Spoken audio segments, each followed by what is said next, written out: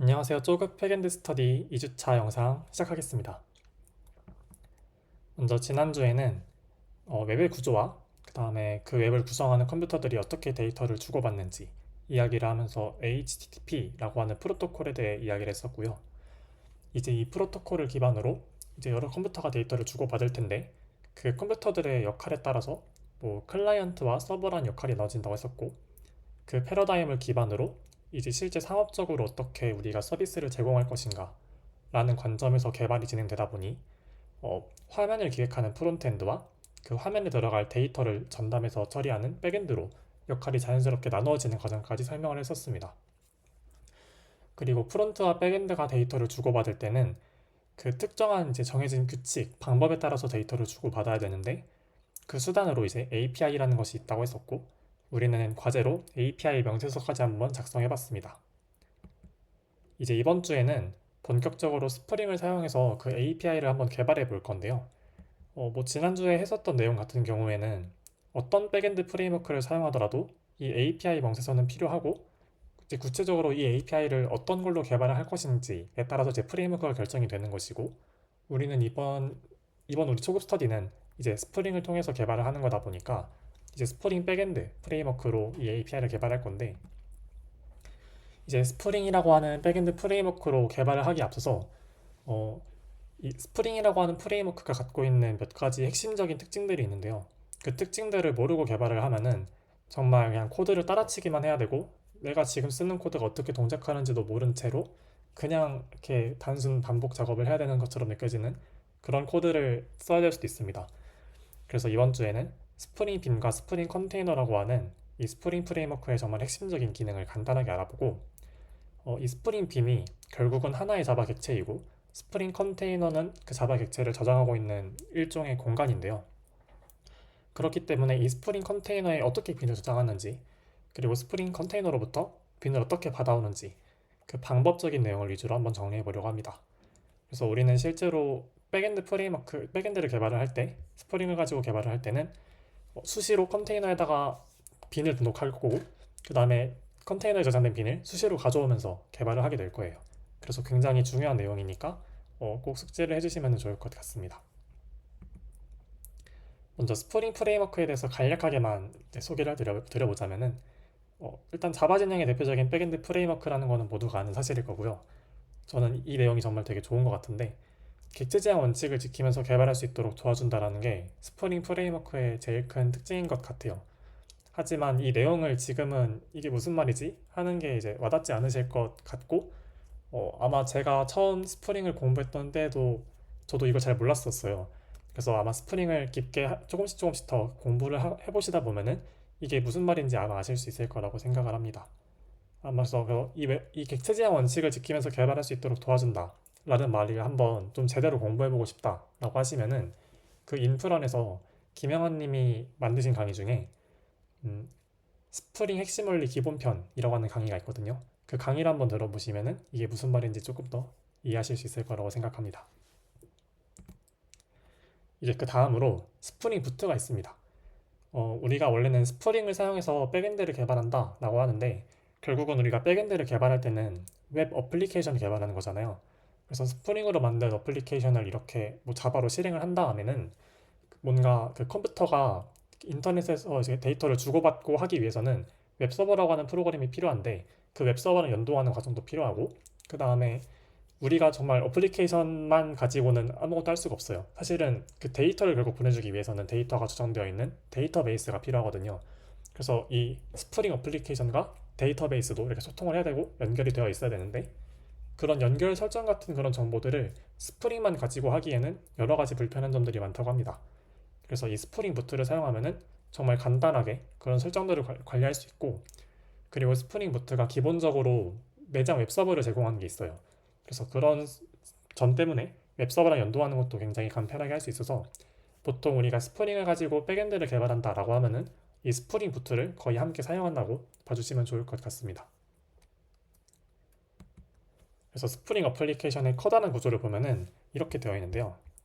한번 펜으로 잠깐 이렇게 표시를 하면서 보자면은, 우리가 먼저 다루게 될 순수 스프링에 대한 부분은 이쪽 부분이 이제 순수 스프링에 대한 부분이고요. 우리가 이렇게 만든 스프링 어플리케이션을 뭐 웹서버와 연동하고 데이터베이스랑 연동할 때는 이 스프링 부트라고 하는 이 커다란 껍데기, 이 보조 도구의 도움을 받아서 데이터베이스랑도 이렇게 연결을 지어주고 내장 웹서버랑도 이 스프링 부트가 제공하는 내장 웹서버랑도 이렇게 연동이 되어주고 이런 식으로 이제 동작을 하게 됩니다. 그래서 우리가 투두메이트 API 서버를 이제 클론 코딩을 해볼 거니까 한번 우리가 어떤 특정 요청을 받았을 때 이 스프링 어플리케이션이 어떻게 요청을 받아서 어떻게 처리를 하고 어떻게 응답을 내보내는지 한번 그 흐름을 간단하게만 살펴볼게요. 이제 API를 되게 여러 가지를 만들었었는데 정말 간단하게 투두리스트 할 일에 내가 작성한 모든 전체 할 일을 조회하는 이 getToDoList라는 메소드의 요청이 왔다고 해볼게요. 이 URL로 요청이 딱 왔을 때 먼저 이 요청은 내장 통계 서버를 통과해가지고 이렇게 스프링 어플리케이션으로 들어올 거예요. 그러면은 이제 우리가 API 문서를 만들고 백엔드 개발을 한다고 하는 거는 그 각각의 API로 요청이 들어왔을 때 그 요청을 전담으로 처리할 전용 함수, 자바 기준으로는 그 전용 메서드를 만드는 거를 이제 우리 백엔드 개발자가 다 할 일이에요. 그래서 이런 전용 메서드, API 요청을 처리하는 각각의 전용 메서드들을 이제 스프링에서는 전용 컨트롤러라고 부르는데 이 각각의 전용 컨트롤러들을 개발하는 게 우리 개발자의 일이고 우리는 이 전용 컨트롤러를 개발해서 이제 나중에 말씀드릴 스프링 빈으로 미리 만들어서 컨테이너에 등록을 해놓으면은 스프링이 알아서 그 등록되어 있는 빈을 활용해서 이 컨트롤러를 적절하게 호출을 해서 요청을 처리해주게 됩니다. 그래서 다시 이 흐름으로 돌아오게 되면은 먼저 이렇게 get 뭐 to-do list 이런 식으로 요청이 오면은 이 요청을 전담해서 처리하는 전용 컨트롤러가 호출이 되고요.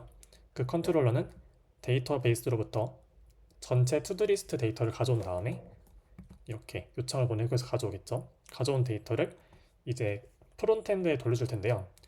아까도 말씀드렸다시피 이 전용 컨트롤러는 자바 메서드예요. 그래서 응답하는 형식이 일반적으로는 자바 객체로 이제 돌려줄 거거든요. 우리가 자바 객체로 돌려주도록 개발을 할 건데 자바 객체로 돌려준 그 데이터는 프론트엔드랑 백엔드가 소통하는 데 필요한 그 형식에 맞지 않아요. 1주차에도 말씀드렸다시피 일반적으로 프론트엔드와 백엔드는 제이슨이라고 하는 형식으로 데이터를 주고받거든요. 그래서 이 전용 컨트롤러, 이 전용 자바 메소드가 반환한 자바 객체를 제이슨 형식으로 바꿔줄 필요가 있습니다. 근데 이제 스프링이 그것까지도 기능을 제공해줘요. 그래서 전용 컨트롤러가 반환한 데이터를 제이슨 형식으로 바꾼 다음에 그 데이터를 HTTP 바디에 담아가지고 응답으로 이렇게 내보내주게 됩니다. 이게 전체 어플리케이션에 하나 요청이 들어왔을 때 그거에 대한 응답을 내보내는 과정이고요.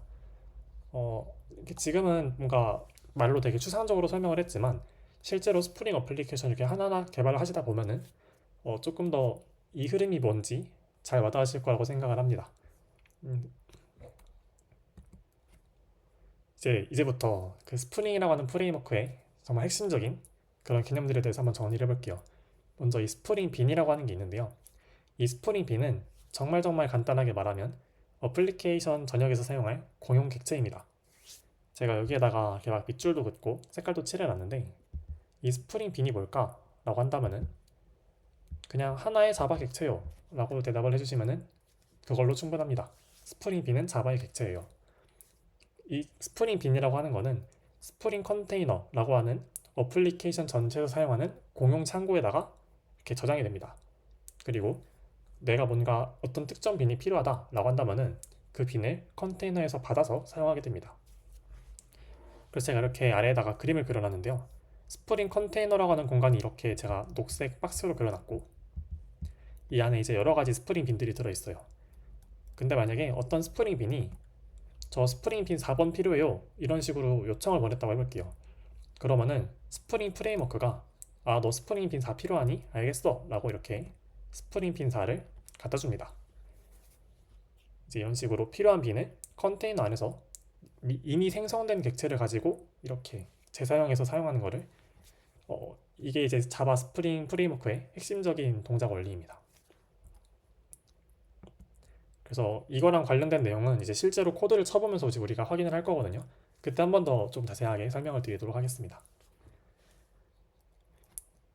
그래서 여기 적혀 있는 것처럼 필요한 빈은 스프링 프레임워크가 자동으로 가져다 주고 참고로 이때 제가 필요한 빈은 스프링 프레임워크가 자동으로 가져다 준다고 말했잖아요. 근데 저 어떤 스프링 빈이 필요해요 라고 요구하는 주체도 기본적으로는 자바 스프링 빈입니다. 그래서 내가 만약에 빈이 아니고 그냥 일반 자바 객체도 있을 수 있거든요. 스프링 어플리케이션 내에. 그런 일반 객체가 빈을 요구하는 경우에는 그때는 스프링 프레임워크가 자동으로 가져다 주지 못해요. 이거에 대한 내용도 한번 뒤에서 조금 자세하게 말씀드려 볼게요. 그래서 지금은 빈과 빈은 뭔가 서로를 필요로 하기도 하고, 만약에 어떤 빈이 다른 빈을 필요로 하면은 그때는 스프링 컨테이너가 해당 빈을 자동으로 가져다 주는구나 정도로만 지금은 이해를 해주셔도 충분할 것 같습니다.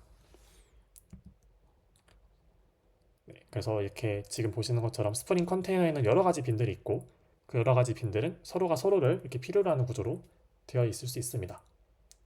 뭐 꼭 필요로 할 필요는 없어요. 나는 그냥 난 단독적으로 나는 아무도 필요하지 않은데 라고 말하는 빈도 있을 수는 있긴 하지만, 기본적으로는 이렇게 여러 가지 스프링 빈들이 뭔가 서로 서로를 이렇게 필요로 하고 하는 이런 관계로 구성되어 있다고 생각을 해주시면 좋을 것 같습니다. 이제 다음으로 스프링 컨테이너에 대해서 좀 간단하게 설명을 드릴 텐데요. 아까 말씀드린 것처럼 스프링 빈이 저장되어 있는 공간을 스프링 컨테이너라고 부릅니다. 근데 이 스프링 컨테이너라는 게 좀 여러 가지 이름으로도 불리기도 하는데요. 그 중에 대표적인 게 어플리케이션 컨텍스트라는 이름입니다.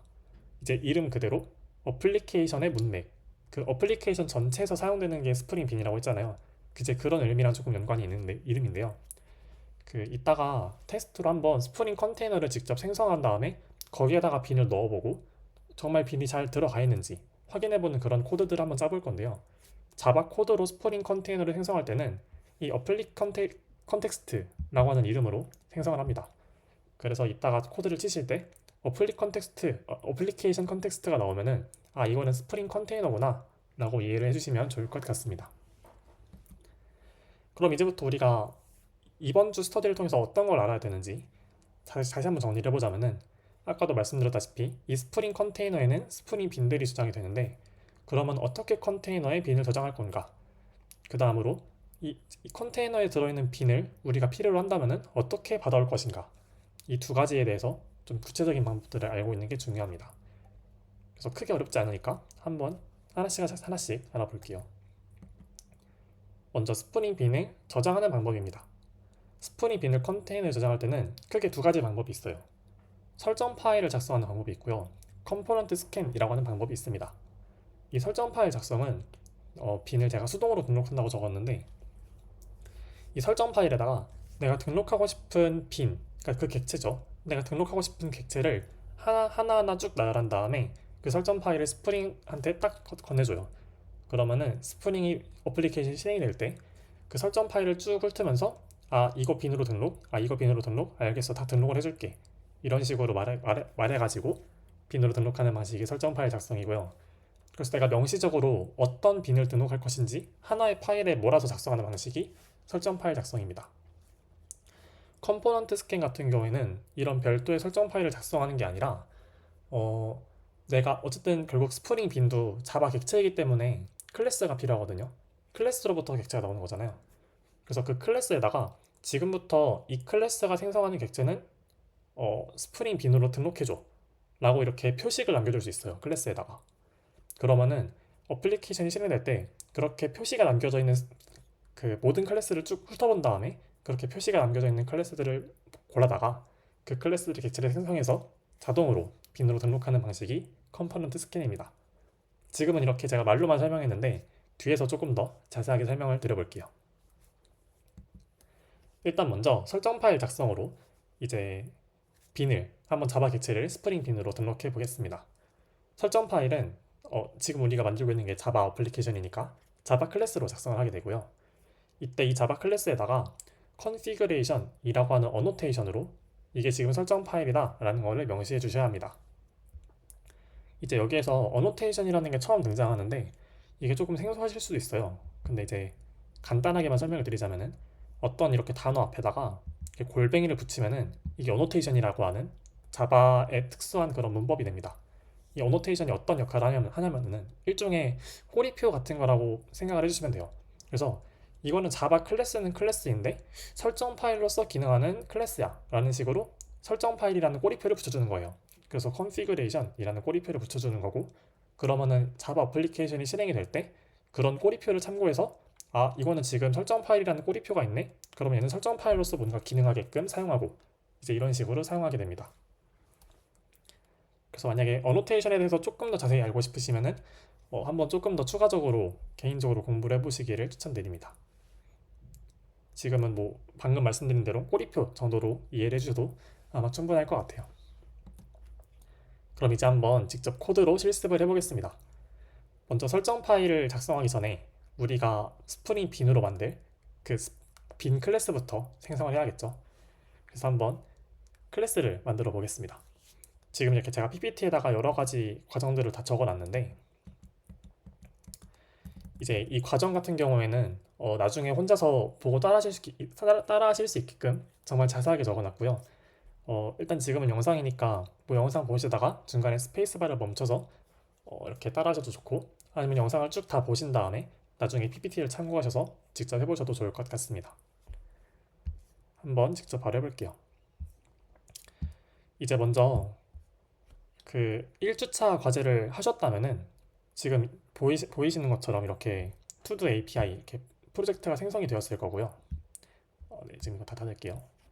닫았고, 그러면 이제 이런 식으로 폴더 구조가 되어 있을 텐데, 그 아마 1주차 과제를 하시면서 스크린샷을 찍으셨다면 아마 실행해 보셨겠지만, 우리가 작성하는 모든 소스 코드는 이 src, 소스라고 하는 폴더 안에 작성을 하게 되고요.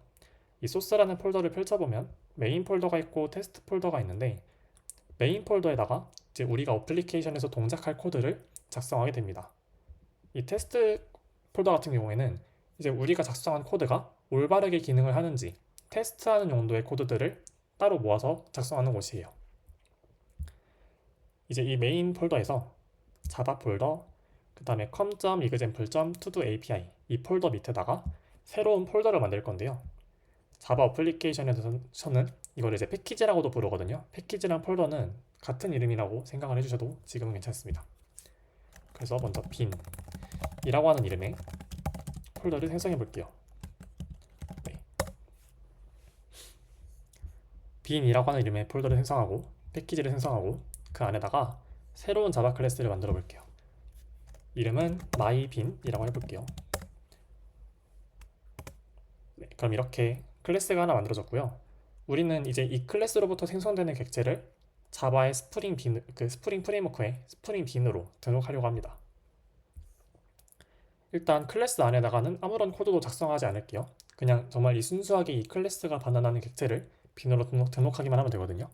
그래서 이렇게만 해놓고, 네, 이제 설정 파일 작성하는 방법으로 스프링 빈을 한번 등록을 해볼 건데, 먼저 이 설정 파일을 이용해서 스프링 빈으로 등록하는 방법 같은 경우는 분명 쓰이는 방법이긴 하거든요. 이제 분명하게 쓰이는 방법은 맞지만 이번 2주차 이후로 이번에 초급 백엔드 스터디를 하면서 뭔가 프로젝트를 하는 동안에는 사용하지 않을 예정입니다. 그래가지고 한번 이 방법이 그래도 어떻게 쓰이는지는 아는 게 중요해서 알아두는 게 좋아서 한번 이 테스트 환경에다가 메인 코드 말고 테스트 이쪽 코드에다가 한번 어떻게 설정 파일로 스프링 빈을 등록하는지 한번 작성해 보도록 하겠습니다. 그래서 여기에다가도 똑같이 메인에서 했던 것처럼 빈이라고 하는 패키지를 만들어 주고요. 여기에도 똑같이 자바 클래스를 만들 건데, 그 설정 파일 같은 경우도 아까 PPT에서 설명드린 대로 자바 클래스로 만든다고 했었죠. 설정 파일 이름 같은 경우는 전 한번 테스트 config라고 해볼게요. 보통 설정 파일 이름은 뭐 컨벤션에 따라 다르겠지만 이렇게 config라고 하는 이름으로 끝나도록 짓는 게 제가 했을 때는 되게 자주 봤었던 이름을 짓는 경우였습니다. 그리고 설정 파일을 만들게 되면은 위에다가 이게 설정 파일이다 라는 걸 알려주기 위해서 configuration 이라고 하는 어노테이션으로 꼬리표를 남겨주고요. 이제 이러면은 비어있는 설정 파일 작성이 완료되었습니다. 설정 파일 이제 안에다가는 내가 이 객체를 빈으로 등록할 거다 라는 내용을 명시를 해줘야 되는데요. 이제 이 클래스 안에다가 내가 어떤 빈을 객체로 등록할 건지, 그러니까 어떤 객체를 빈으로 등록할 건지를 명시해주기 위해서 메서드를 사용해서 명시를 합니다. 그래서 그 메서드가 객체를 반환하도록 하면은 그 메서드가 반환하는 객체를 빈으로 등록하게끔 하는 방식으로 설정 파일에서 빈을 명시합니다. 한번 작성해 볼게요. 그래서 public myBin 타입의 이제 객체를 받아내야겠죠. 메서드 이름은 똑같이 myBin으로 해주고 return new myBin 이라고 하겠습니다. 이러면 이제 myBin 클래스가 생성하는 객체를 이렇게 리턴을 해주게 되겠죠. 근데 이제 이 객체를 빈으로 등록하려면은 지금 이 메서드가 반환하고 있는 객체가 빈으로 등록할 객체다 라는 거를 명시를 해주기 위해서 여기에다가도 어노테이션으로 꼬리표를 붙여줘야 되는데요. 이때 사용하는 어노테이션이 지금 여기 추천으로 뜨고 있는 bin이라고 하는 어노테이션입니다. 이 bin이라고 하는 어노테이션을 사용하면은 지금 이 메서드가 반환하는 객체가 앞으로 스프링 bin으로 등록될 객체입니다 라는 거를 알려주는 그 표기로 남기게 됩니다. 이제 이렇게 하면은 설정 파일 작성이 모두 끝났고요. 지금 이렇게 작성한 설정 파일을 가지고 과연 어떻게 그 스프링 컨테이너에 빈이 등록되는지 한번 확인해 보도록 하겠습니다. 그래서 잠깐 PPT로 돌아오면은 지금까지 설정 파일 작성을 했고 이제 테스트를 한번 작성을 해볼 건데 이 설정 파일을 가지고 한번 스프링 컨테이너를 만들어 볼게요. 근데 이제 원래는 그냥 지금 이렇게 설정 파일을 작성한 상태에서 이 스프링 어플리케이션을 실행을 하게 되면은 자동으로 이 설정 파일을 읽어서 스프링 빈으로 등록을 해주긴 하거든요. 근데 이제 그렇게 했을 때는 그 스프링 컨테이너를 뭔가 이렇게 가져와가지고 출력하는 테스트를 짜는 게 가능은 한데 뭔가 조금 더 직관적이지가 않아서 우린 한번 직관적으로 테스트용 컨테이너를 만들고 그 안에다가 이 설정 파일을 넣어서 직접 빈으로 등록한 다음에 그 컨테이너 안에 들어있는 모든 빈들을 출력해보는 방식으로 정말 내가 이런 식으로 했을 때 그 빈이 정말 등록이 잘 되었구나 라는 걸 한번 테스트 코드로 확인해 보려고 합니다. 그래서 이제 테스트 코드를 한번 작성해 볼 건데 테스트 코드도 자바 클래스로 작성합니다. 그래서 여기 빈 패키지, 빈 폴더 안에 여기에다가 또 새로 만들기로 자바 클래스를 하나 만들어 주시고요. 이름은 빈 테스트라고 해보겠습니다. 빈 테스트라고 하는 자바 클래스를 하나 만들었고 이제 이 안에다가 이제 여러 가지 각종 테스트를 작성을 할 건데 테스트를 작성할 때는 JUnit이라고 하는 그 테스트용 라이브러리의 도움을 받을 예정입니다. 그래서 그 라이브러리를 이용해서 테스트를 할 때는 이 테스트라고 하는 어노테이션을 사용해 주시면 되는데요. 테스트 코드를 작성을 할 때는 보통 일반적으로 이 테스트 클래스 안에다가 테스트 메서드들을 여러 개 작성하는 방식으로 테스트를 작성하게 됩니다. 그래서 with get or bin test 이런 식으로 한번 메서드를 작성을 해볼게요. 그러면은 지금 작성하고 있는 이 메서드가 테스트 용도로 실행되는 메서드다 라는 걸 나타내기 위해서 이 위에다가 테스트라고 하는 어노테이션을 붙여줬고요. 이제 이 안에서 테스트를 작성할 건데 여기서 어떤 테스트를 작성할 거냐면은 스프링 컨테이너를 생성하고 정확히는 설정 파일 정보를 이용해서 생성하고 스프링 컨테이너 안에 있는 모든 빈을 조회하는 테스트를 작성해 볼 거예요. 그럼 먼저 스프링 컨테이너를 한번 생성해 봐야겠죠. 테스트용 스프링 컨테이너를 이제 생성해 볼 건데 아까 PPT에서 잠깐 말씀드린 것처럼 테스트 스프링 컨테이너는 여러 가지 이름이 있다 그랬잖아요. 근데 자바 코드로 그 스프링 컨테이너를 만들 때는 어플리케이션 컨텍스트라고 하는 이름으로 생성할 수 있습니다. 지금 여기 추천으로 뜨는 게 두 가지가 있는데 아래쪽에 아파치로 되어 있는 거는 사용하시면 안 되고 그 위에 org.spring-framework.context 라고 되어 있는 어플리케이션 컨텍스트를 사용해 주세요. 이 필드 변수 이름은 컨텍스트라고 하겠습니다. 근데 지금은 이렇게는 변수만 선언한 거잖아요. 그래서 이제 그 옆에다가는 실제 이 변수 안에 들어갈 객체를 지정을 해줘야 되는데 이제 new 해서 뭔가 객체를 만들면 되겠죠. 근데 이 어플리케이션 컨텍스트는 아까 뭐 잠깐 뜨긴 했는데 사실 클래스가 아니라 인터페이스이기 때문에 이 어플리케이션 컨텍스트로는 이거 자체만으로는 객체를 만들 수 없습니다. 그래서 이 어플리케이션 컨텍스트를 구현한 여러 가지 구현 클래스 중에 하나를 골라서 객체를 생성을 해줘야 되는데 그 중에서 우리는 어떤 구현 클래스를 쓸 거냐면은 지금 테스트 이 설정 파일을 작성을 할 때 컨피그레이션도 그렇고 빈도 그렇고 모두 어노테이션을 사용해서 표기를 했잖아요. 그래서 우리는 지금 어노테이션 기반으로 만든 설정 파일을 가지고 스프링 컨테이너를 만들 거예요 라는 식으로 동작을 하도록 annotation config application context 라고 하는 종류의 스프링 컨테이너를 만들어 보겠습니다. 이제 스프링 컨테이너를 만들 때 여러 가지 방법으로 이제 만들 수 있거든요. 근데 이제 그 중에서 우리는 어노테이션을 기반한 설정 파일로 만드는 스프링 컨테이너를 사용하겠다 라는 뜻으로 이렇게 작성했습니다. 혹시 아까 제가 한 말이 잘 이해가 안 되시더라도 그냥 만약에 인터페이스라는 개념을 잘 모르신다면은 그냥 가볍게 어플리케이션 컨텍스트는 부모 클래스이고 그 부모 클래스를 상속한 여러 가지 자식 클래스 중에서 어노테이션 컨피그 어플리케이션 컨텍스트를 사용해서 그 스프링 컨테이너를 만들었다 라고 생각을 해주시면 좋을 것 같습니다.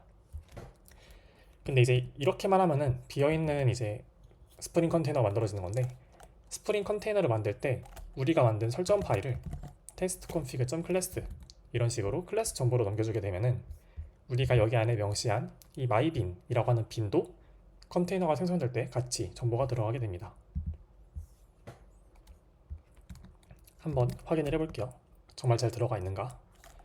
그래서 어떤 식으로 작성할 거냐면은 이 컨텍스트 안에 들어있는 모든 빈 정보를 출력하는 메소드가 있습니다. context.get bin definition names 라고 하는 메소드가 있는데요.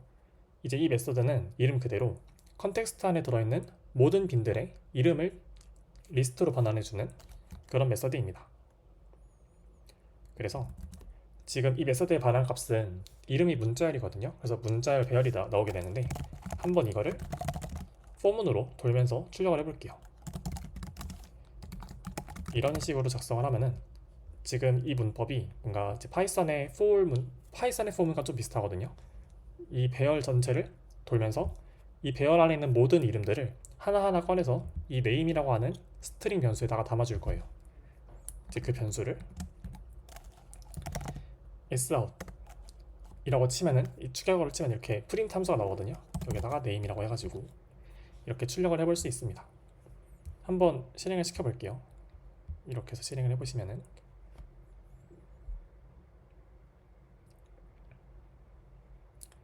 이게 처음이라 그런지 조금 테스트가 이렇게 실행이 되는데 좀 시간이 걸리네요. 네, 테스트가 통과를 했고 어떤 출력 결과가 나왔나 보니까 뭔가 이렇게 org.spring-framework.context 이런 식으로 시작하는 뭔가가 이렇게 출력이 되었고, 아래쪽에 test config라고 하는 게 출력이 되었고, 마지막으로 myBin이 출력되었습니다. 지금 출력된 이 7줄이 모두 다 스프링 빈이에요. 이 컨텍스트 안에 들어있는 스프링 빈. 사실 이 위에 있는 이 5개의 경우에는 그 컨테이너를 만들 때 스프링이 기본적으로 생성하게 되는 빈이라고 하고요. 아래쪽에 있는 이 테스트 컨피그는 우리가 만들었던 설정 파일, 사실은 이 설정 파일도 이제 스프링 빈으로 등록이 되는 거라서 이 설정 파일도 빈으로 들어가 있고, 그 안에는 우리가 여기다 직접 지정했던 이 myBin이 빈으로 생성되어서 잘 들어있는 것을 확인할 수 있습니다. 근데 이제 테스트 코드를 작성을 해서 확인을 할 때는 사실 지금 우리가 이렇게 지금은 테스트가 하나밖에 없으니까 테스트를 실행해보고 출력을 날린 다음에 그 출력된 결과를 우리가 눈으로 보고 확인을 했잖아요. 근데 항상 만약에 이제 실제로 테스트 코드를 쓰게 되면은 매번 이렇게 실행시켜보고 눈으로 확인하고 하는 게 당연히 쉽지 않을 거예요. 그래서 이거를 이제 코드로 자동화해서 확인하는 코드를 많이 쓰는데, 그럴 때 대표적으로 사용하는 게 이 assertions라고 하는 라이브러리입니다. 제가 조금 좋아하는 라이브러리는 이 아래쪽에 있는 org.assertj.core.api, 이 assertj 라이브러리를 좋아하는데요. 이 assertions에서 assertThat 이라고 하는 메소드가 있습니다. 이건 이제 이 assert라는 것 자체가 뭔가를 검증한다 이런 의미로 쓰이는 단어거든요. 그래서 내가 assertThat 무엇을 검증할 건지를 대상을 먼저 넘겨줍니다. 그래서 이걸 통해서 저는 어떤 거를 검증하고 싶냐면은, 우리가 결국 검증하고 싶은 거는 이 스프링 컨테이너 안에 myBin이라고 하는 우리가 생성하려고 하는 빈이 들어있는지를 검증하는 거잖아요. 그래서 어떤 걸 검증할 거냐면은 컨텍스트 안에 myBin이 들어있는지 검증하는 코드를 작성해 보려고 해요. 그래서 어떻게 할 거냐면은 이 컨텍스트 안에서 컨텍스트 get bin definition names 하면은 여기에 들어있는 모든 빈의 이름들이 나온다 했었죠. 그래서 그 출력 결과로 이렇게 나왔었는데, 이 빈 이름들 리스트 안에 contains 포함이 되어 있느냐, 무엇이 myBin이라고 한 이름이 포함되어 있는지를 검증을 하는 코드를 이런 식으로 쓸 수 있습니다. 이 assertions가 제공하는 이 메서드들은 어떤 식으로 동작을 하게 되냐면은, 만약에 이 getBin definition names라고 하는 이 검증 대상이랑, 이건 검증 조건이거든요. 이 검증 조건이 참이면은 이 코드가 아무런 에러 없이 온전히 동작을 수행해서 잘 마무리가 되고, 그러면 이 테스트가 성공을 하고요.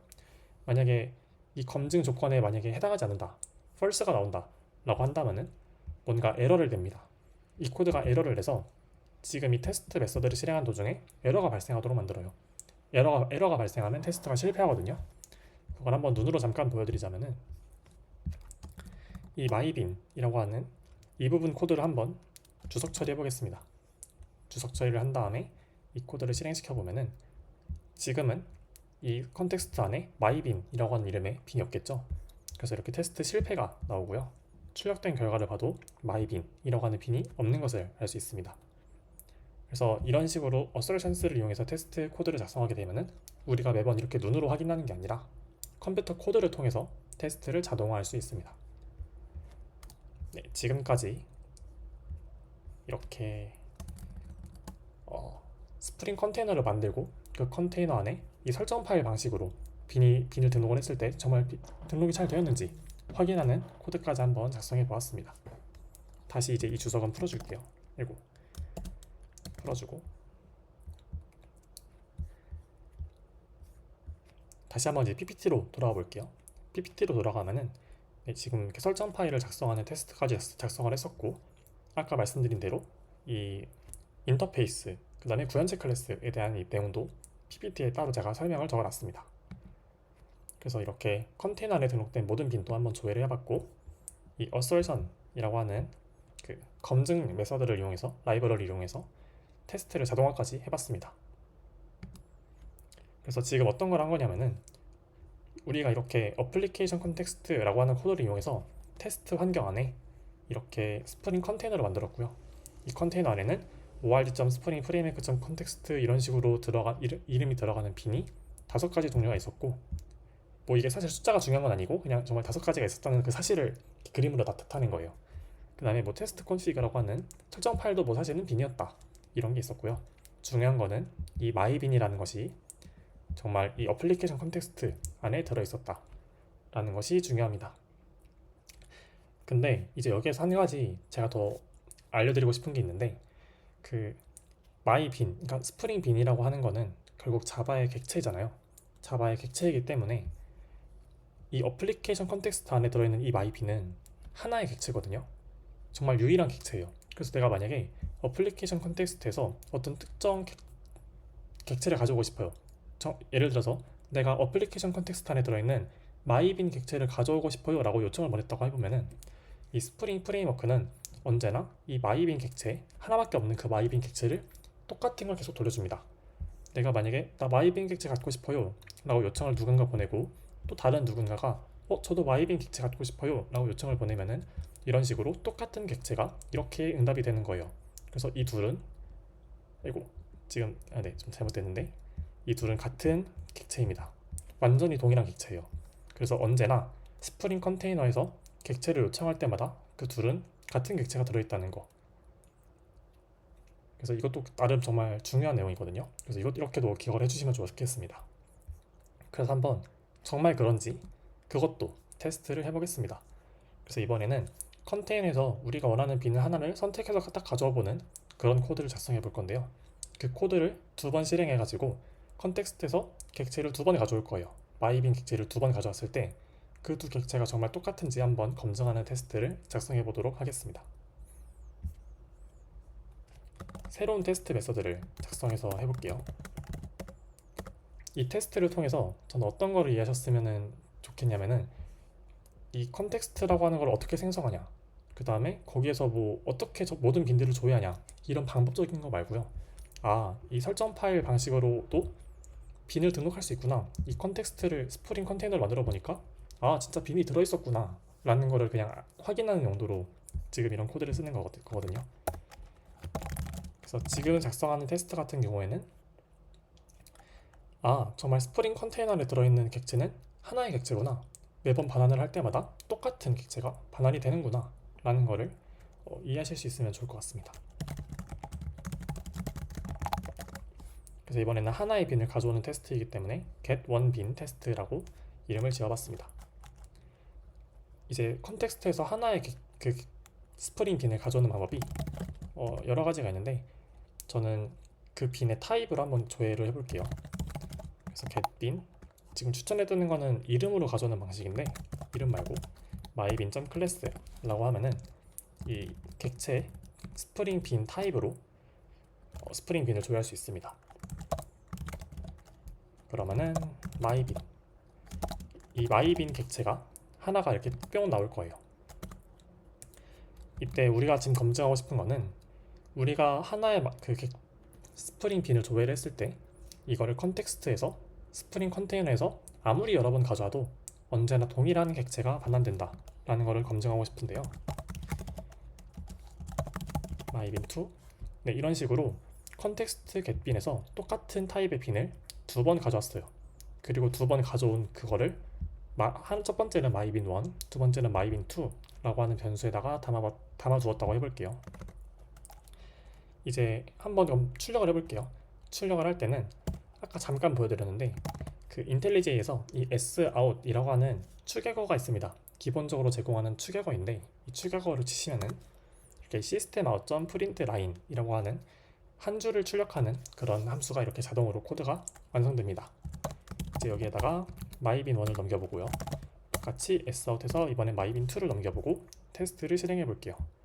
테스트를 실행을 해보시면은, 네, 테스트는 당연히 통과가 되고요. 이 테스트 코드 안에 에러가 발생하지 않으면 무조건 테스트는 통과해요. 그래서 이 테스트는 통과를 하고 출력된 결과를 보니까 com.example.todoapi.bin.mybin 이렇게 그 객체의 타입이 먼저 나오고 이렇게 골뱅이 표시가 나온 다음에 그 뒤에는 객체의 고유값이 있습니다. 하나의 클래스로부터 여러 개의 객체를 만들 수 있다 보니까 그러면 각각의 객체를 구분할 수 있는 방법이 필요하잖아요. 그래서 이 고유값이 객체의 주민번호 같은 일종의 고유값이라고 봐주시면 좋을 것 같습니다.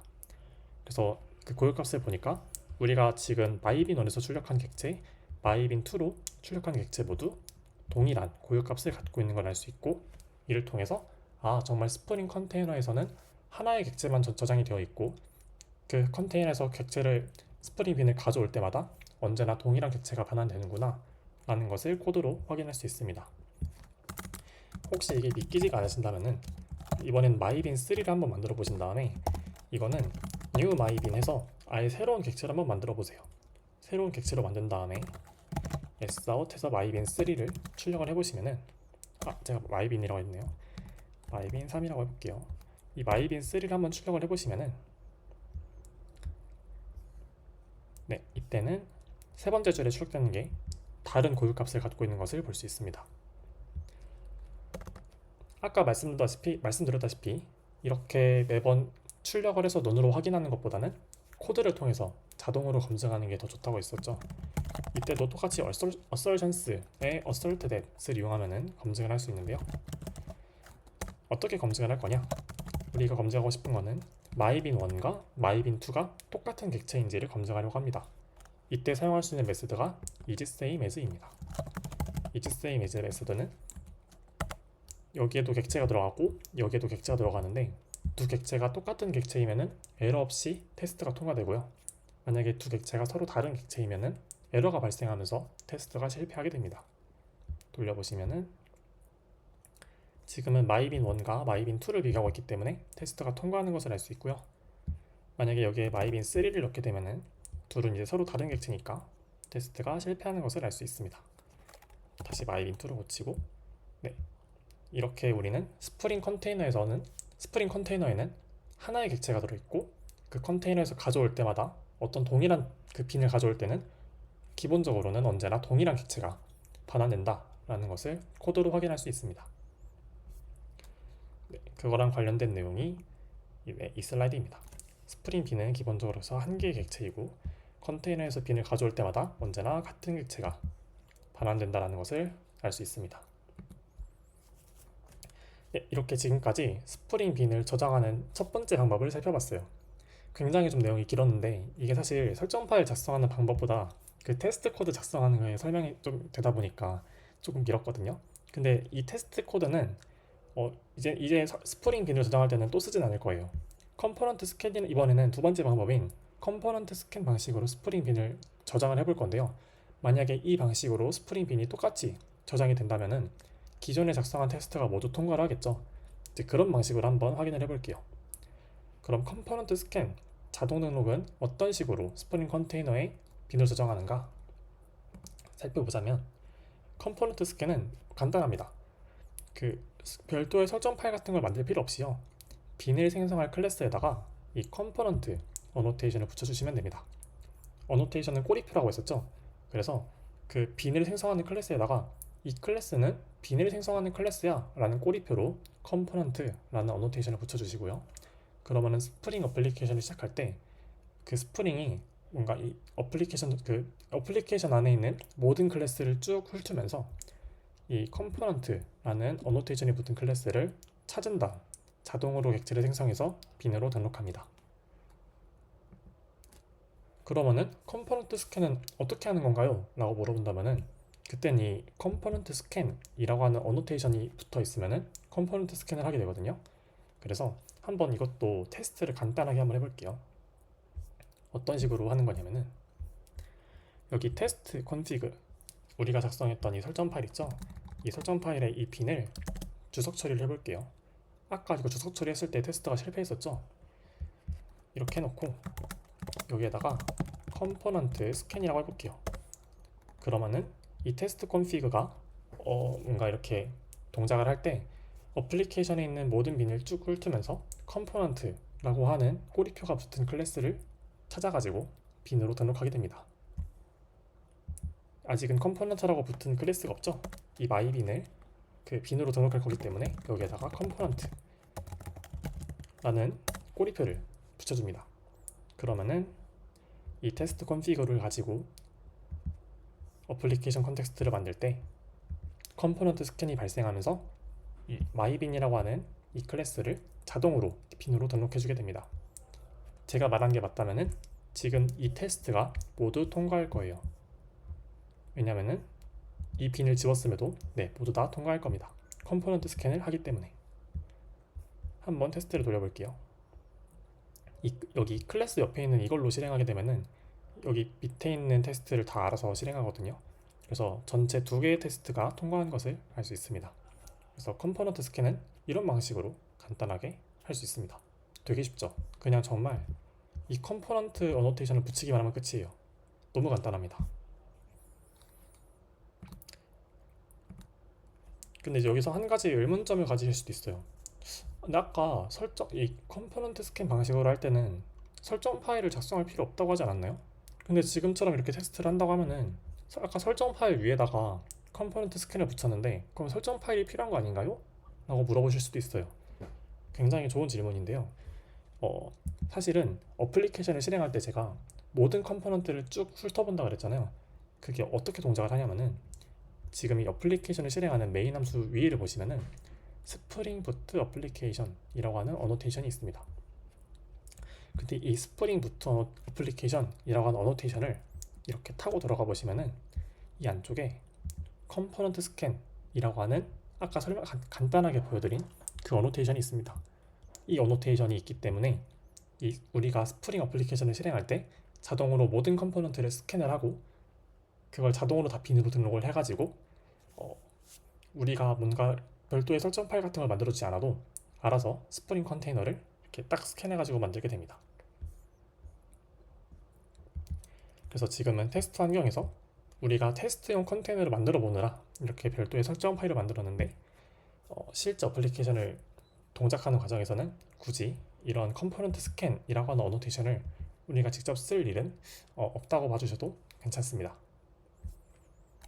그래서 이렇게 컴포넌트 스캔이라고 하는 게 그 메인 함수에 자동으로 들어있다고 봐주시면 좋을 것 같아요. 정말 그래서 정리를 하자면은 설정 파일 작성과 컴포넌트 스캔 방식이 있는데, 사실 이 설정 파일 작성 같은 경우에는 우리는 이제 이번 스터디를 하는 동안에는 쓸 일이 없습니다. 그래서 사실상 2주차 지금 이번 스터디에서만 이 방식을 살펴볼 거고요. 그래서 이 어노테이션은 아마 이번 스터디를 하시는 동안에는 볼 일이 아마 없으실 거예요. 근데 이거를 그래도 알아두긴 하셔야 되거든요. 분명히 그 스프링 관련된 소스 코드를 보시다 보면은 이 어노테이션이 분명 등장할 때가 있습니다. 그래서 분명히 알아두시는 게 좋긴 하지만 일단은 이번 스터디에 한정해서는 이 설정 파일 작성보다는 이 컴포넌트 스캔 방식을 조금 더 중요하게 기억을 해주셨으면 좋겠습니다. 그래서 컴포넌트 스캔도 이 컴포넌트 스캔이라고 하는 어노테이션은 사실 우리가 신경 쓸 필요가 없고, 우리는 빈으로 등록하려고 하는 클래스에다가 이 컴포넌트라고 하는 어노테이션을 붙여가지고 빈으로 등록할 수 있다 라는 것만 알아두시면 좋을 것 같습니다. 그래서 결론을 말씀드리자면, 내가 빈으로 생성하는 클래스에다가 이 컴포넌트라고 하는 어노테이션 꼬리표를 붙여주기만 하면 스프링 빈으로 등록하는 것은 끝난다 입니다. 되게 간단하죠. 마지막으로 한 번만 더 정리하자면은, 어떤 객체를 스프링 빈으로 등록하는 방법, 그 객체를 생성하는 클래스 위에다가 컴포넌트라고 하는 어노테이션을 붙인다가 전부입니다. 네, 이렇게 스프링 빈으로 등록하는 방법에 대해서 정리를 해봤고요. 이제는 스프링 컨테이너에 등록된 빈을 내가 필요할 때 가져오는 방법에 대해서, 정확히는 받아오는 방법에 대해서 한번 알아보도록 하겠습니다. 이제 이거랑 관련된 게 의존성 주입이거든요. 우리가 빈을 사용할 때는 지금까지는 이렇게 테스트를 작성을 할 때 뭔가 마치 우리가 직접 컨테이너를 만들고 이 컨테이너에서 뭔가 빈을 우리가 직접 가져오는 것처럼 지금은 코드를 작성했지만, 실제로 스프링 어플리케이션이 동작하는 방식은 어떤 식으로 동작을 하냐면은, 우리가 직접 컨테이너에 접근해서 빈을 꺼내는 방식이 아니라, 우리는 스프링 빈 객체가 들어갈 자리를 만들어 놓고 거기에다가 빈을 대신 넣어주세요 라고 프레임워크에 부탁을 하는 방식으로 빈을 받아서 사용합니다. 그래서 이제 이거를 의존성 주입이라고 하는데, 이 의존성 주입에 대해서 이야기를 하기 전에 먼저 이 의존성 개념을 간단하게 살펴보겠습니다. 이 의존성이라는 게 뭐냐면은, 정말 대표적인 예시가 이거거든요. 어떤 자동차가 있고 그 자동차를 움직이게 만들고 싶다고 해볼게요. 근데 자동차가 움직이려면은 당연히 바퀴가 있어야겠죠. 즉 자동차는 바퀴에 의존하고 있습니다.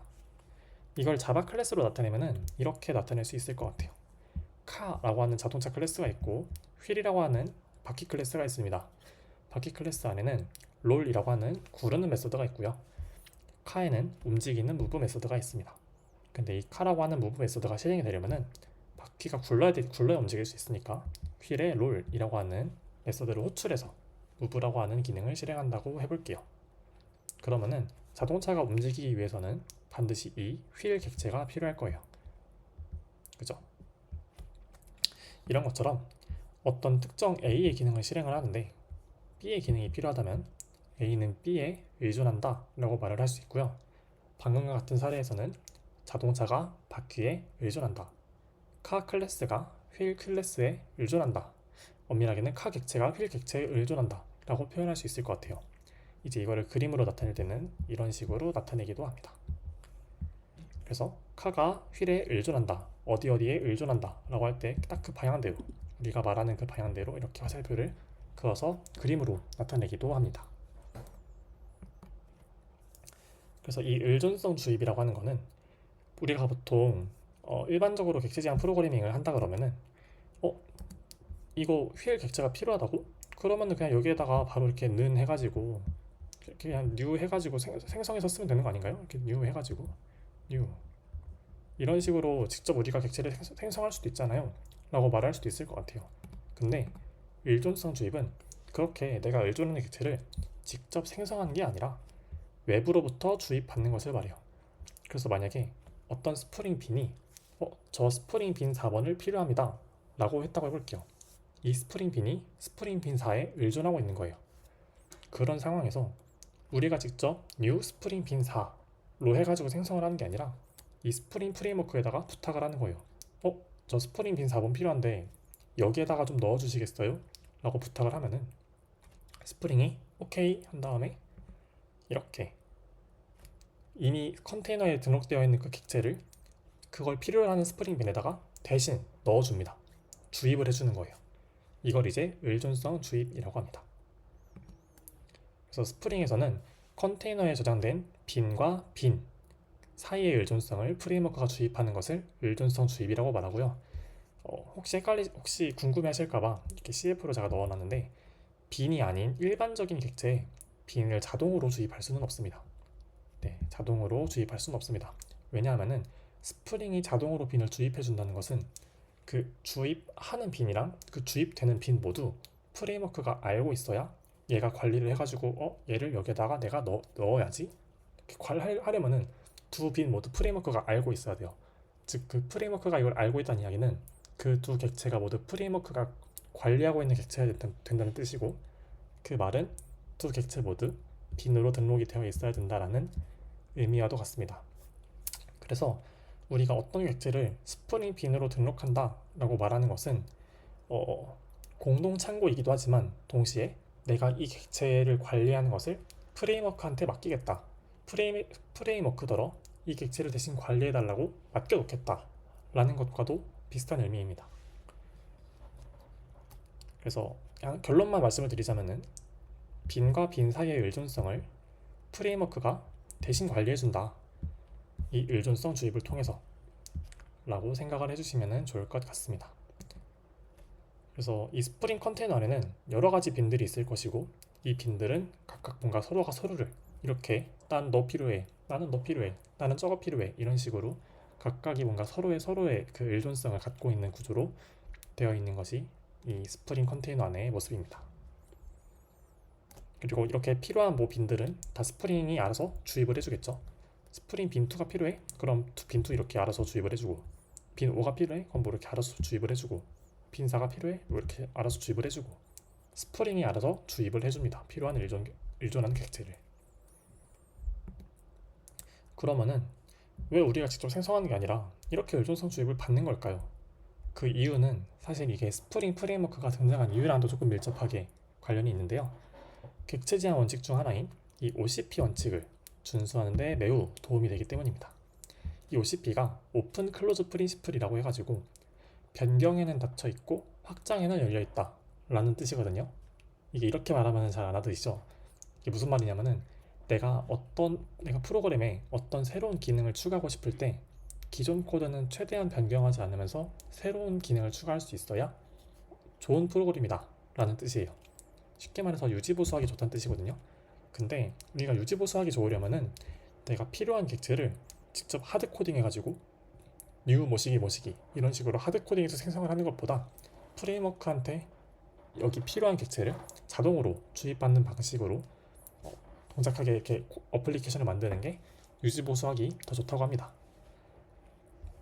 이제 이거에 대한 구체적인 사례는 이번 스터디보다는 추가적으로 조금 더 공부를 해보시면 더 와닿으실 수 있을 것 같아요. 개인적으로는 김영환님의 스프링 핵심 원리 기본편 강의를 추천드리긴 합니다. 그리고 이렇게 했을 때 또 장점이 하나가 더 있는데, 우리가 스프링 빈에는 하나의 객체가 등록이 되고 매번 그 객체를 스프링 빈을 요청할 때마다 기존에 등록된 객체에 똑같은 객체가 여러 번 이렇게 주어지는 거잖아요. 서로 다른 객체가 주어지는 게 아니라.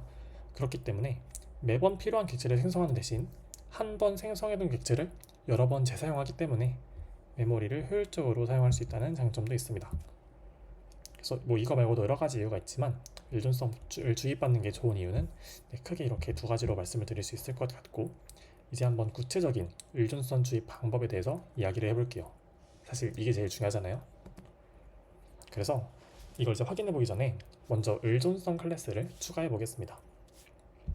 어떻게 할 거냐면, 이제 이 빈 클래스에다가 이제부터 뭐 할 거냐면은 이 my빈에다가 의존성 객체를 추가할 건데요. 의존성 객체를 추가하려면 당연히 의존성 그 빈이 추가로 하나 더 있어야겠죠. 그래서 자바 클래스로 mySubBin 이라고 하는 클래스를 하나 생성해 줄게요. 그리고 이 클래스도 이제 빈으로 등록이 돼야 되잖아요. 그래서 컴포넌트 스캔 방식으로 등록하겠습니다. 그때는 아까 말씀드린 것처럼 이 컴포넌트 라고 하는 어노테이션을 붙이기만 하면은 빈 등록 끝납니다. 끝났어요. 정말 간단하죠? 그래서 빈으로 등록이 되면은 여기 이렇게 녹색으로 커피콩 모양으로 이렇게 아이콘이 뜨고요.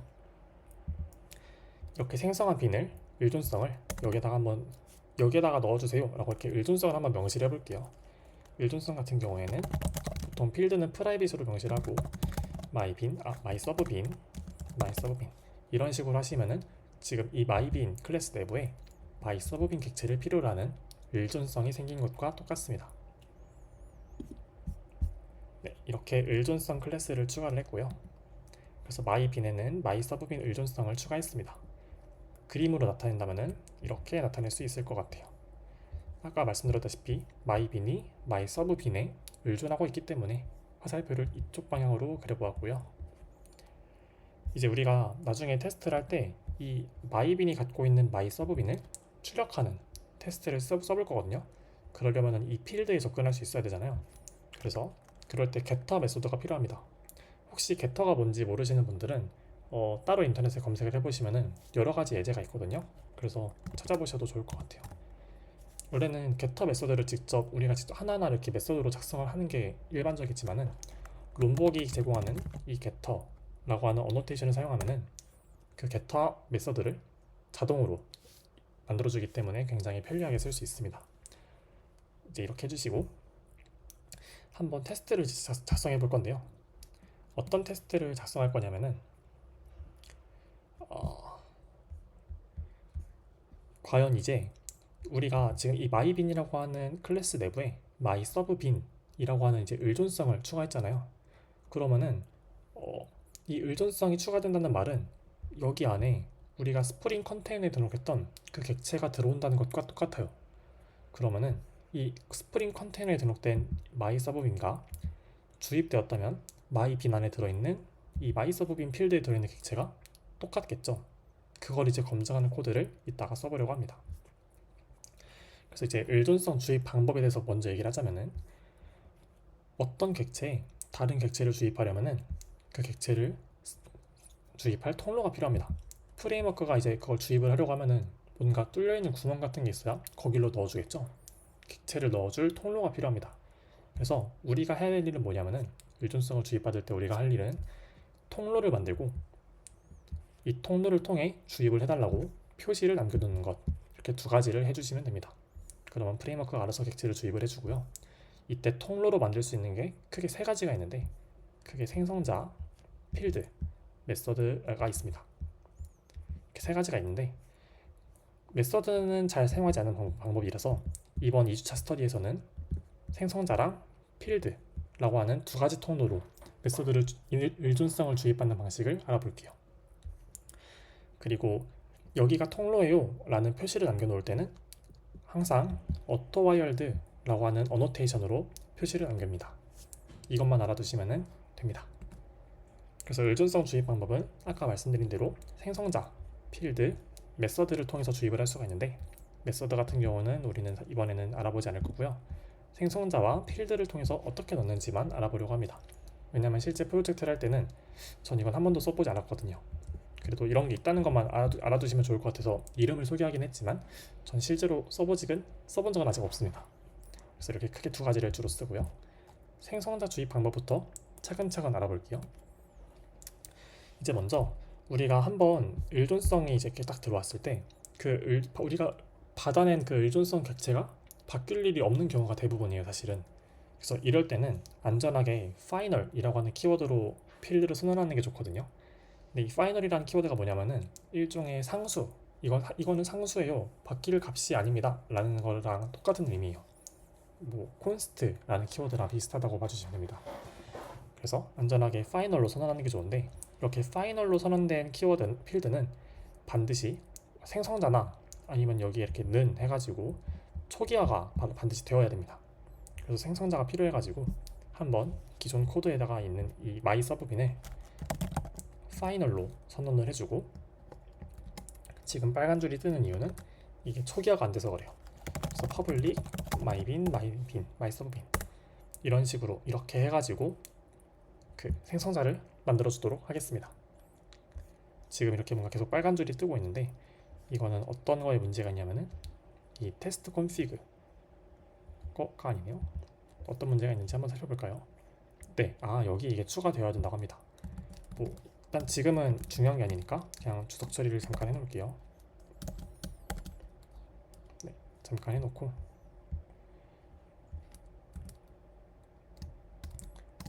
커맨드 슬래시. 네, 이렇게 해서 주석 처리해놓고 이것도 오류가 나는 것 코드들은 다 잠깐 주석 처리해 놓을게요. 이렇게 해놓으면 문제가 아마 없을 것 같아요. 마이빈으로 갔을 때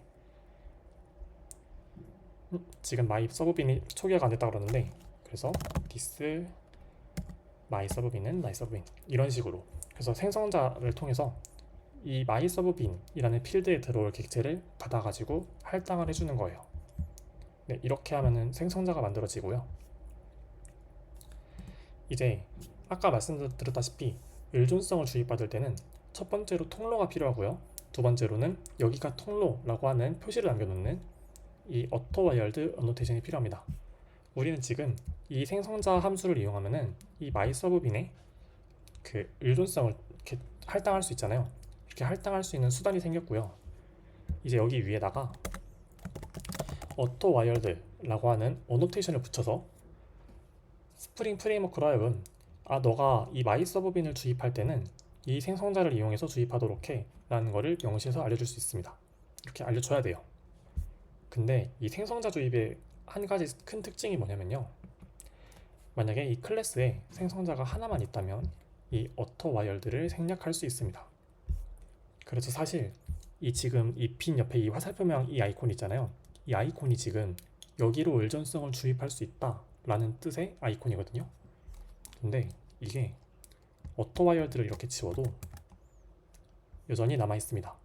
그래서 생성자가 하나만 있을 때는 이 auto-wired 키워드를 생략해도 여전히 의존성 주입이 가능합니다. 그래서 보시는 것처럼 이렇게 auto-wired를 지워도 여전히 생성자를 통해서 의존성을 주입할 수 있고요. 이제 여기에다가 이게 굉장히 정말 좋은 기능인데요. 롬복이 제공하는 여러 가지 기능 중에서 생성자 코드를 알아서 생성해주는 어노테이션이 있습니다. 그 중에 하나가 이 required argues constructor라는 뜻인데요. 이름 그대로 required, 필요한 아규먼트들로 구성된 컨스트럭처를 자동으로 만드는 그런 어노테이션입니다. 이 어노테이션을 사용하게 되면은 모든 파이널 필드에 대한 생성자를 자동으로 만들어줘서 생성자 코드까지 생략할 수 있도록 해줍니다. 다시 정리를 하자면은 아까 이 파이널 키워드로 만든 필드는 반드시 초기화가 되어야 되기 때문에 이 필드를 초기화해주는 생성자 코드가 반드시 필요합니다. 근데 이 코드를 생략을 하고 롬복이 제공하는 required argue constructor라는 이 어노테이션을 사용하시게 되면은 생성자 코드가 알아서 만들어지고요. 생성자 코드가 알아서 만들어졌지만 auto-wired는 생성자가 하나만 있을 때는 생략할 수 있어서 이렇게만 하시면은 의존성 주입이 끝납니다. 지금 보시면은 여기 이렇게 아이콘으로 지금 이 mySub빈에 주입이 될 거예요 라는 이 아이콘이 떴죠. 이러면은 의존성 주입이 된다는 의미랑 똑같습니다. 네, 끝났습니다. 그래서 생성자 주입 방법을 정리하면 다음과 같습니다. 내가 필요한 의존성을 final 키워드를 사용해서 클래스 안에다가 이렇게 추가를 해주시고요. final 키워드를 사용해서 추가를 해주시고, 그 다음에 required argues constructor를 사용해서 자동으로 생성자를 만들어 주시면은 생성자 주입이 끝납니다. 그리고 우리가 제일 많이 사용할 의존성 주입 방법이 이 생성자 주입이기 때문에 이 방법만 알아놓으셔도 아마 4주차부터 스터디를 하실 때는 크게 어려움 없이 기능 개발을 하실 수 있을 거예요. 그러면은 과연 의존성 주입이 잘 되나 한번 간단하게 테스트를 작성해 보도록 하겠습니다. 테스트는 여기 빈 테스트에다가 이어서 작성해 볼게요. 어떤 테스트를 작성할 거냐면은 public void dependency injection 이라고 해볼게요. 어떤 테스트를 작성할 거냐면은 지금 이 의존성이 만약에 잘 주입이 되었다면은 myBin 이라고 하는 스프링 빈을 이번에 한번 가져와 보고요.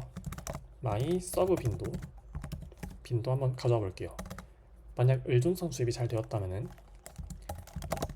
출력을 해볼 건데, myBin에서 mySub빈을 가져왔을 때 이 mySub빈이랑 그 다음에 스프링 컨텍스트에서 가져온 mySub빈이 동일한 객체일 거예요.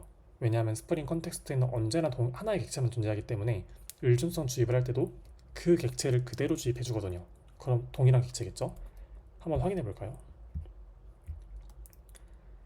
그래서 지금 확인해서 보시는 것처럼 마이 서브빈이 주입이 되는데 그 주입된 객체랑 컨텍스트에서 가져온 그 마이 서브빈 객체랑 동일한 객체라는 것을 확인할 수 있고요.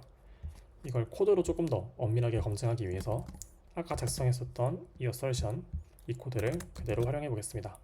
is same as 라고 하는 메서드가 이게 동일한 객체인지를 검증하는 메서드라고 했었죠. 그래서 이 mySubBin 이라고 하는 my빈에서 가져온 mySubBin과 스프링 컨테이너에서 가져온 mySubBin이 동일한 객체라는 것을 이렇게 테스트 코드를 통해서도 확실하게 검증할 수 있습니다. 테스트가 통과했죠? 그래서 이거랑 관련된 내용이 이 내용이고요. 이제 두 번째 의존성 주입 방법인 필드 주입에 대해서 소개시켜 드리겠습니다. 사실 이 생성자 주입은 우리가 동작하는 어플리케이션 코드를 쓸 때는 생성자 주입을 쓰고요. 이 필드 주입은 테스트 코드를 작성할 때 주로 씁니다. 그래서 이 필드 주입도 분명히 쓰이는 방법이라서 알아두시는 게 좋습니다. 한번 알아볼게요. 이 필드 주입은 아까 모든 의존성 주입은 오토와이어드 키워드를 쓴다고 그랬잖아요. 이 필드 주입은 이 필드에다가 그냥 바로 곧바로 이렇게 오토와이어드를 쓰는 거랑 똑같은 방식이에요. 근데 이 오토와이어드를 쓰실 때는 이 파이널 키워드는 쓰실 수 없기 때문에 이렇게 빼주셔야 되고요. 그러면 이렇게 리카일드 알게 스트럭처를 빼도 이 아이콘 보이시죠? 이렇게 필드 주입을 통해서도 의존성을 주입받을 수 있습니다. 빼면 사라지는데 오토와이어드 이렇게 필드에다가도 오토와이어드라는 키워드를 붙여가지고 이 필드라고 하는 통로로 의존성을 주입해주세요 라고도 할 수 있습니다. 근데 이렇게 마우스를 갖다 대보시면은 지금 필드 삽입은 권장되지 않습니다 라고 뜨죠. 네, 이 필드 주입 같은 경우에는 운영 코드에서 사용하기 권장되는 방식이 아니기 때문에 주로 테스트 코드에서 사용됩니다. 그래서 IDE에서 운영 코드에서 사용하면은 이렇게 IDE에서 경고를 띄고요. 이 운영 코드라는 거는 메인 폴더에 작성된 어플리케이션이 동작하는 데 필요한 코드를 운영 코드라고 합니다. 그래서 필드 인젝션은 주로 테스트 코드에서 쓴다 라는 것을 알 수 있고요. 그러면은 필드 주입을 테스트에서 쓴다면은 테스트에서 어떻게 쓰냐 라는 게 궁금하실까봐 정말 간단하게 보여드리려고 또 다른 테스트를 준비했습니다. 어떻게 쓰냐면요, 일단 다시 필드 주입은 권장하지 않는다고 했으니까 생성자 주입으로 바꿔줄게요. 파이널 키워드를 쓰고 required arg constructor를 붙여주시고요. 이거는 안 쓰는 이거는 지울게요. 이렇게 지워주시고, 이번에는 필드 주입을 통해서 한번 어떻게 테스트를 하는지를 보여드릴 건데, 먼저 이 필드 주입을 하려면은 테스트 코드가 실행이 되었을 때 이미 스프링 컨테이너가 올라가 있고 그 스프링 컨테이너 안에 모든 빈이 들어가 있어야 됩니다. 지금 우리가 작성한 이 빈 테스트 같은 경우에는요, 테스트를 실행했을 때는 아직 컨테이너가 없고요. 없는 상태에서 우리가 직접 컨테이너를 만들어 가지고 테스트를 했어요. 근데 이렇게 하면 안 되고, 필드 주입을 받을 때는 스프링 이 테스트 코드가 실행되기 전에 이미 스프링 컨테이너가 있고 거기 안에 모든 빈이 들어가 있고 그 상태가 된 이후에 이 테스트를 실행해야 되거든요. 그렇게 하려면은 조금 다른 방식으로 테스트를 작성해야 돼요. 그래서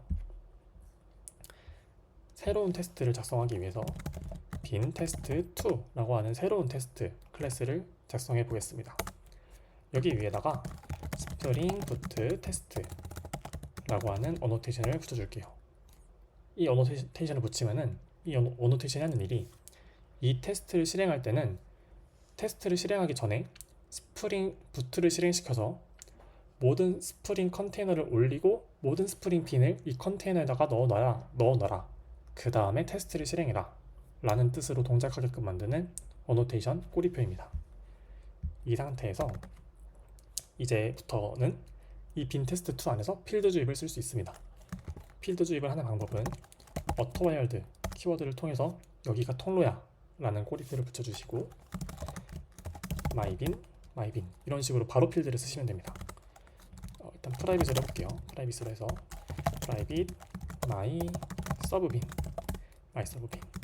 auto-wired 이런 식으로 하시면은 myBin, mySubBin 이라고 하는 필드를 통로로 해서 여기가 톤으로야 라는 표시를 남겨주시고, 이런 식으로 필드를 통해서 일중성을 주입받으실 수 있고요.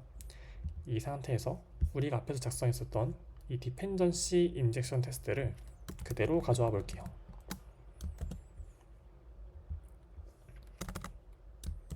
이렇게 붙여 넣어주시고, 이 앞에서 테스트를 할 때는 우리가 테스트 용도로 만든 컨테이너에서 이렇게 갯빈 가져왔잖아요. 이렇게 가져오는 게 아니라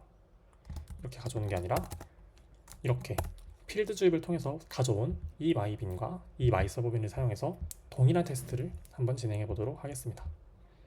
그러면은 테스트가 통과하는 것을 알 수 있고요. 출력된 결과물을 봤을 때 이렇게 뭔가 실제로 우리가 스프링 어플리케이션을 실행했던 것처럼 뭔가 이렇게 로고가 올라오고 코드가 뜨다가 출력 결과를 보면은 마이서브빈 객체가 동일한 객체가 이렇게 들어있는 것을 확인할 수 있습니다. 굉장히 제가 지금 조금 빠르게 설명을 했는데요. 그 PPT의 모든 과정이랑 제가 말로 설명드린 거에 대한 중요한 내용들이 PPT에 다 들어있으니까 한번 이 영상 끝난 다음에 PPT를 한 번 더 보셔도 좋을 것 같습니다.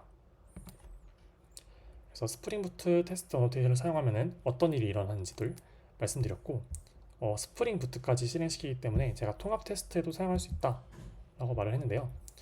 통합 테스트 같은 경우에는 아마 지금은 이게 어떤 건지 잘 안 와닿으실 수도 있을 것 같아서 그냥 그렇구나 정도로 생각을 하고 넘어가셔도 지금은 괜찮을 것 같습니다. 그래서 이렇게 테스트까지 해봤고요.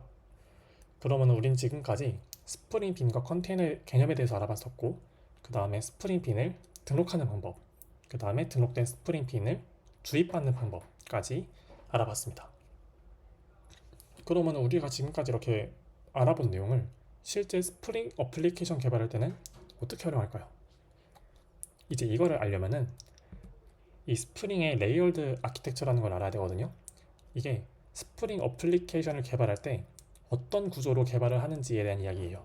대부분 이 레이어드 아키텍처에 따라서 개발을 하게 되는데, 일단 이 데이터베이스 같은 경우에는 어플리케이션 바깥에 있는 요소이고요. 그래서 여기서 이렇게 점점점 이렇게 여기까지가 어플리케이션이고, 여기서부터는 어플리케이션 외부 환경입니다.